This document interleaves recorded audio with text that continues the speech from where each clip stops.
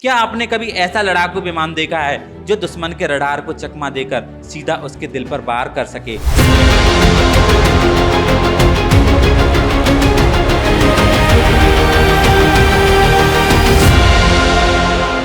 एक ऐसा विमान जिसकी आवाज तक दुश्मन को तभी सुनाई देती है जब बहुत देर हो चुकी हो। जी हाँ, हम बात कर रहे हैं दुनिया के सबसे खतरनाक स्टील्थ बॉम्बर की, B-2 स्प्लिट की। लेकिन क्या वाकई अमेरिका ने इस बम बरसक विमान को ईरान के खिलाफ इस्तेमाल किया? चलिए जानते हैं पूरी सच्चाई इस वीडियो में।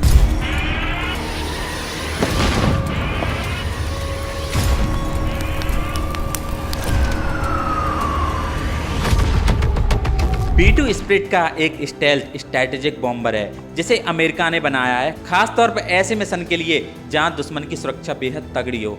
इसकी सबसे बड़ी खासियत इसका डिजाइन है, यानी कि यह रडार में नजर नहीं आता।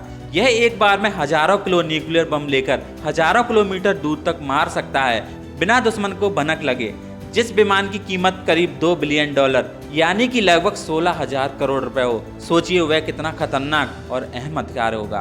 पूरी दुनिया में सिर्फ 21 से 22 B-2 बॉम्बर ही मौजूद हैं और ये सभी अमेरिका के पास हैं। लेकिन इस बॉम्बर को अमेरिका ने दुनिया के किसी देश को नहीं बेचा। यह एक बार में 18,000 किलोमीटर से भारी बम ले जा सकता है। यह इतना महंगा है कि अमेरिका ने मात्र 20 से 22 बॉम्बर ही बनाए हैं। इसे अमेरिका की नॉर्थरोप ग्रमर कंपनी ने बोइंग के साथ मिलकर बनाया। इसे 2011 में अमेरिका फौज में शामिल किया गया। यह एक बार में 18,000 किलोमीटर का सफर तय कर सकता है और इसी B-2 बॉम्बर से अमेरिका ने 22 जून को सुबह 4:30 बजे ईरान के 3 परमाणु ठिकानों पर हमला कर दिया। अमेरिका ने इन साइट्स पर 3,000 पाउंड वजन के क्लस्टर बम गिराकर उन्हें पूरी तरीके से बर्बाद कर दिया। जिन 3 ठिकानों पर ये बम गिराए गए उन्हें पोर्डो, नतंस और इफान शामिल हैं। इन तीनों में सबसे बड़ा हमला पौधों में किया गया। नतंस के बाद पौधों में दूसरा सबसे बड़ा यूरेनियम प्लांट है। ये प्लांट एक पहाड़ी के नीचे 295 फीट की गहराई में था। यही वजह है कि इजराइल मिसाइल ने नतंस और इस्फहान की न्यूक्लियर साइट पर तो हमला कर दिया, लेकिन फदो के प्लांट पर वो चाहकर भी हमला नहीं कर सका। सारी दुनिया को पता था यह काम सिर्फ अमेरिका का B-2 स्टेल्थ बम्बर ही कर सकता है, इसके अलावा और कोई नहीं कर सकता। B-2 स्टेल्थ बम्बर में ही JBU-57 MOP जैसे ताकतवर क्लस्टर बम लगाए जा सकते हैं। आपको पता है कि एक JBU-57 क्लस्टर बम का वजन 13,600 किलोग्राम होता है। इतना बड़ा बम सिर्फ B-2 बॉम्बर के अलावा और किसी फाइटर जेट में फिट नहीं हो सकता। इसलिए इजराइल भी लगातार अमेरिका से संपर्क में था कि वो आगे जाकर यह काम कर सके।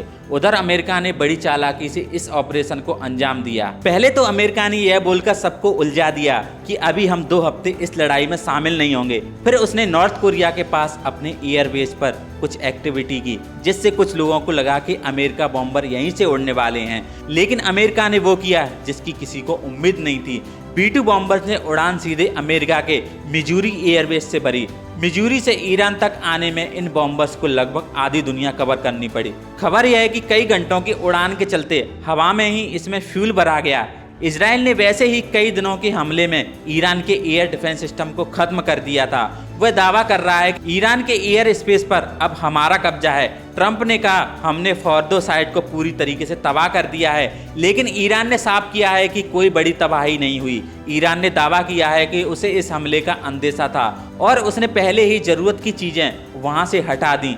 लेकिन ईरान चुप नहीं बैठा, उसने फौरन पलटवार किया और इजराइल के 14 शहरों पर मिसाइल अटैक कर दिए। करीब 100 लोग घायल हुए, कई इमारतें बर्बाद हुईं। ईरान के सरकारी टीवी ने कहा जंग शुरू अमेरिका ने की है, लेकिन खत्म ईरान करेगा। अगर ईरान ने स्ट्रेट ऑफ हार्मुज को बंद कर दिया, जो उसकी समुद्री सीमा में आता है, तो पूरी दुनिया की तेल की सप्लाई रुक सकती है। दुनिया के 20% ऑयल टैंकर इसी रास्ते से गुजरते हैं। अभी तेल की कीमत $77 प्रति बैरल है। अगर यह रूट बंद हुआ तो रेट $125 प्रति बैरल हो सकती है। भारत पर सबसे बड़ा असर पड़ेगा क्योंकि 40% तेल और 50% नेचुरल गैस इसी रास्ते से आती है। अब सवाल ये है, अब क्या होगा? अगर रूस या चीन खुलकर ईरान के साथ आ गए तो ये जंग बहुत बड़े स्तर पर फैल सकती है। यूक्रेन जंग में जैसे अमेरिका यूरोप ने रूस के खिलाफ खुलकर साथ दिया, वैसे ही अगर कोई ईरान के साथ खड़ा हो गया तो ये वर्ल्ड वार 3 जैसी स्थिति बन सकती है। मत भूलिए, ईरान हमास नहीं, ये 8.5 करोड़ की आबादी वाला देश है। तेल गैस में दुनिया के टॉप देशों में गिना जाता है और उसके पास पैसा भी है, हथियार भी है और जज्बा भी है। क्या पाकिस्तान ने वाकई ईरान से धोखा किया है?